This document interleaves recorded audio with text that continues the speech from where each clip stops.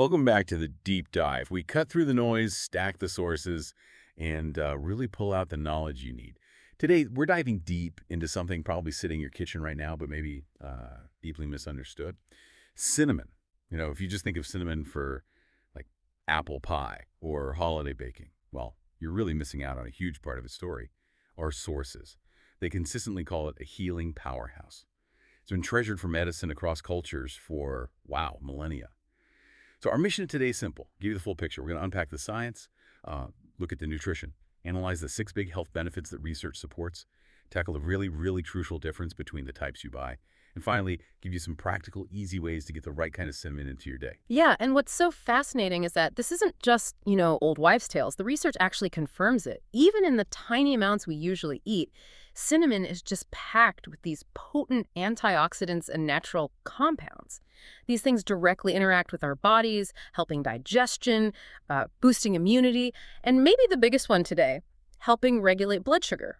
It's like functional food history right there in your spice rack. Okay, let's unpack that power. Because, yeah, a sprinkle on your coffee, it barely weighs anything. So what specific bits, what molecules are hiding in that tiny sprinkle that give it such a therapeutic punch? Well, it really comes down to the chemistry, and there's one key player, cinnamaldehyde. Cinnamaldehyde. Okay. Yeah, that compound. It's responsible for that classic smell, the aroma we all know. But way more importantly, cinnamaldehyde is basically the engine driving most of cinnamon's healing effects. Okay, the engine. Yeah. And what's it actually doing inside us? Think of it like a gentle but persistent internal peacekeeper. It's a really powerful anti-inflammatory. So when inflammation flares up, maybe joint pain, or even that systemic inflammation linked to chronic disease, cinnamaldehyde works right down at the cellular level to sort of dampen that fire. That's where the pain-reducing quality comes from. Okay, dampening the fire. I like that. And beyond that star compound, cinnamon is just loaded with other protective stuff. We're talking polyphenols, flavonoids. These are like high-octane antioxidants. They actively neutralize free radicals, fight that oxidative stress, which, is behind aging and lots of chronic diseases. Wow, that sounds like a pretty strong shield. And our sources mention some supporting nutrients too, right? Even if it's small amounts, every bit helps. Oh, absolutely. You find supporting minerals. Cinnamon gives you manganese, surprisingly key for metabolism and keeping bones strong. Plus, trace amounts of calcium and iron good for bone strength, making red blood cells. And yeah, use a teaspoon in your cooking. You get a little but valuable boost of dietary fiber too. That is quite the toolkit for one humble spice. Okay, let's shift to the science. We pinpointed 6 major health benefits. Where should we start? Maybe the big one.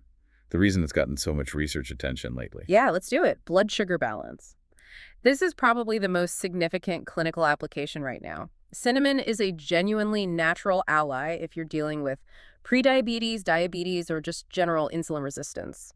But how much of an effect are we talking? Is it just a tiny improvement, or does it really move the needle? The sources suggest it's surprisingly impactful. It works mainly by sort of mimicking insulin in some ways, and crucially, by dramatically improving insulin sensitivity. Sensitivity, okay. Yeah, essentially, it helps your cells become much more receptive, more open to the insulin your body's already making. This means sugar gets used more efficiently instead of just hanging around, elevated, in your bloodstream. A consistent, measured dose can actually lead to noticeable drops in fasting blood glucose levels. That's huge, especially with the global epidemic of metabolic issues. And I guess that connects directly to heart health. Exactly. Metabolic health, cardiovascular health, they're totally intertwined. Studies suggest that regular, moderate cinnamon intake might help lower 2 big risk factors. LDL, that's the bad cholesterol. Right. And those circulating triglycerides. And importantly, it seems to do this while generally keeping the HDL, the good cholesterol, stable. So it's working on a few fronts there to keep the cardiovascular system healthier. Okay, and let's circle back to that anti-inflammatory power you mentioned, the cinnamaldehyde effect. Yeah. How does that play out as a practical benefit? Well, as a systemic anti-inflammatory, it actively works to reduce generalized swelling and pain throughout the body. Now, it's not a prescription drug, obviously, but using it consistently can offer real relief for people with chronic stuff like arthritis or even just muscle soreness after a workout. That background noise of chronic aches. This spice might quietly help turn down the volume on that. Turn down the volume. Okay, so we've hit the big 3. Metabolism, heart, inflammation. Yeah. But there are 3 more key benefits that often get missed. Let's look inside the head. Yes, brain function. Sources indicate certain compounds in cinnamon can actually cross the blood-brain barrier. There's research early stages, but suggesting these compounds might enhance cognitive function, maybe improve memory, and even offer some protection for the brain against age-related decline, like neurodegenerative conditions. Still early days, but the signs are intriguing. Intriguing indeed. Yeah. Then there's our defense system, especially thinking about, cold and flu season. Yeah. And the next benefit is huge. Antimicrobial power. This is a big reason it was so valued way back when. Cinnamon is naturally antifungal, antibacterial, and antiviral. Potent stuff. It acts like a natural shield for the immune system, helping the body fend off various pathogens, we think antibiotics, but cinnamon shows broad-spectrum natural protection. A natural shield. I like that. And finally, the classic traditional use the gut. Right. Historically, pretty much every culture that prized cinnamon used it to settle the stomach. For centuries, it's been the go-to for relieving indigestion, calming bloating, easing nausea. It's warming, comforting, and it actually works functionally. So if you step back and look at the whole picture, you see a spice that doesn't just hit one target. It offers this broad systemic support across 6 really crucial areas. That depth is exactly why we're doing this deep dive. It brings us to a really, really critical point, one that consumers often miss, and frankly, one that carries a genuine health warning. Not all cinnamon is created equal. What's the fundamental, potentially dangerous difference people absolutely need to know about? Okay, yeah. This is honestly the single most critical takeaway from our whole chat today, especially if you plan on using cinnamon regularly for health. There are 2 main types you'll find, Cassia and Ceylon. Cassia cinnamon. That's about 95% of what's out there on the market. It's cheaper, it's got that darker reddish-brown color, and it delivers that stronger, more pungent, almost spicy flavor. It's what's usually just labeled cinnamon in the grocery aisle, and it's pretty much exclusively what's used in commercial baking. Right, the common stuff.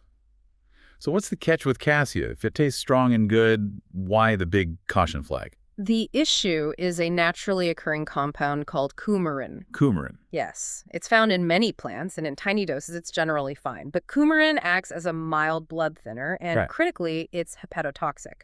That means it can strain or even damage the liver if you consume it in consistently high doses. Cassia cinnamon is much higher in coumarin than Ceylon. Okay, consistently high doses. Yeah. How high is high? Are we talking like a tablespoon a day, or is it less than that? Well, the sources suggest that for chronic daily use, you really need to be careful. The German Federal Institute for Risk Assessment, for instance, set guidelines. If you're just using a tiny sprinkle, say, a quarter teaspoon of cassia now and then on toast, probably okay. But if you're putting half a teaspoon or more into a daily tea or taking capsules or using it in a daily health regimen, you could easily be getting close to, or even going over, the safe daily limit for coumarin, especially for smaller adults or kids. Wow. Okay, so Cassia is fine for the odd holiday treat, but potentially risky for a daily wellness routine. What's the safe alternative then? That's where Ceylon cinnamon comes in. It's often marketed as true cinnamon. True cinnamon. Okay. Ceylon is lighter in color. It looks more like tan bark. It has a much more delicate, complex, sort of mildly sweet flavor profile. It's less aggressive than cassia. And most importantly, it contains only trace levels of coumarin, often less than 0.004%. You'd have to eat truly enormous amounts of Ceylon to get anywhere near a toxic level. So the key takeaway, the absolute bottom line is this. If you want to use cinnamon for daily health benefits, blood sugar, heart health, immunity, whatever you must seek out and buy Ceylon cinnamon, making that switch transforms the ingredient from a potential risk into a safe, really potent daily wellness tool. That is absolutely vital information. Okay, so now we know which cinnamon to get Ceylon. Let's talk practical stuff. How can people easily incorporate it into their routines for maximum benefit? Yeah, getting Ceylon cinnamon into your food for health and energy, it can be really tasty and simple. I've got 3 quick ideas here, starting with something great for immunity and digestion. Cinnamon honey tea. Oh, that's a perfect combo. Simple too. Just take about half a teaspoon of Ceylon cinnamon powder, maybe a teaspoon of raw honey, mix it into hot water, stir it really well. The honey adds its own antimicrobial boost, kind of amplifying the cinnamon's defenses, and the warm tea helps soothe the digestive system quickly. Nice. Okay, next for breakfast. Something that really targets that metabolic health we talked about. A cinnamon oatmeal bowl. You just make your oatmeal like usual, then stir in about half a teaspoon of Ceylon cinnamon, top it with maybe some walnuts, banana slices, a little honey. That's actually really strategic. You're combining the high fiber from the oats, which already slows down sugar absorption, with the insulin sensitizing effects of the Ceylon cinnamon. It's basically designed to help start balancing blood sugar right from the morning, hopefully preventing that mid-morning energy crash. Smart. Oh. And third, if you're hitting the gym or just need an energy kickstart, try tossing, say, a teaspoon of Ceylon cinnamon into your morning smoothie. Banana, almond milk, maybe some peanut butter. Great metabolic boost. Definitely. But cinnamon's usefulness goes beyond just eating it. Our sources mention some simple DIY remedies too, showcasing its antimicrobial and anti-inflammatory power for topical use. Right, topical. You mentioned a cinnamon face mask for acne. Why specifically honey in that mix? Is it just for texture or is there more to it? No, there's real synergy there. Both raw honey and cinnamon are naturally antimicrobial. So you mix about 1 teaspoon of Ceylon cinnamon powder with 1 tablespoon of raw honey to make a paste. The honey helps draw out impurities and moisturizes, while the cinnamon directly targets the bacteria and fungi that can cause acne flare-ups. You just apply it to problem spots for maybe 10 minutes, then rinse. It's effective, natural, and doesn't dry out the skin like some treatments. Okay, natural spot treatment. Makes sense. And for internal relief, going back to digestion, if you need that quick soothing effect, the simplest thing is a concentrated digestive tea. Just steep half a teaspoon of Ceylon cinnamon in boiling water for about 10 minutes. Strain it, sip it slowly. It can really help calm indigestion or bloating. Simple and effective. And lastly, for those achy muscles we mentioned, a topical approach there too. Yes.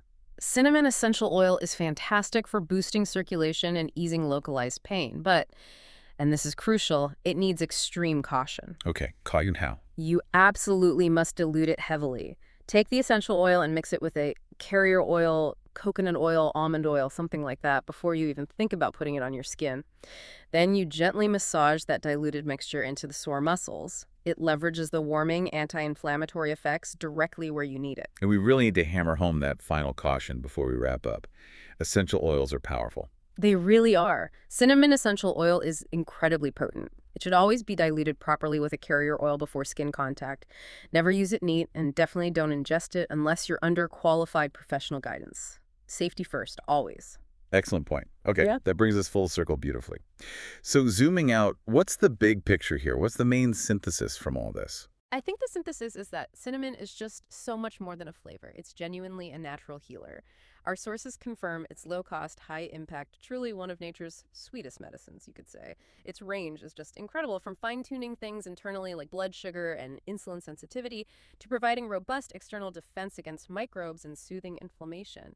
And once you make that key switch to Ceylon, you basically unlock this safe, effective daily wellness tool that's rooted in thousands of years of tradition. It definitely gives you a whole new level of respect for the power packed into that simple bark. Okay, so here's a final thought for you, our listeners, to chew on, based on everything we've unpacked today. Given that cinnamon's active compounds tackle both really specific internal systems like insulin sensitivity and also external needs like fighting microbes, which was probably useful for food preservation, what blend of ancient human needs, think health, cooking, and keeping food safe, might have first pushed early societies to see this spice not just as flavor, but as a treasured, powerful medicine all those thousands of years ago? Something profound to consider. We'll let you mull that over until next time. Thanks for joining us for the deep dive.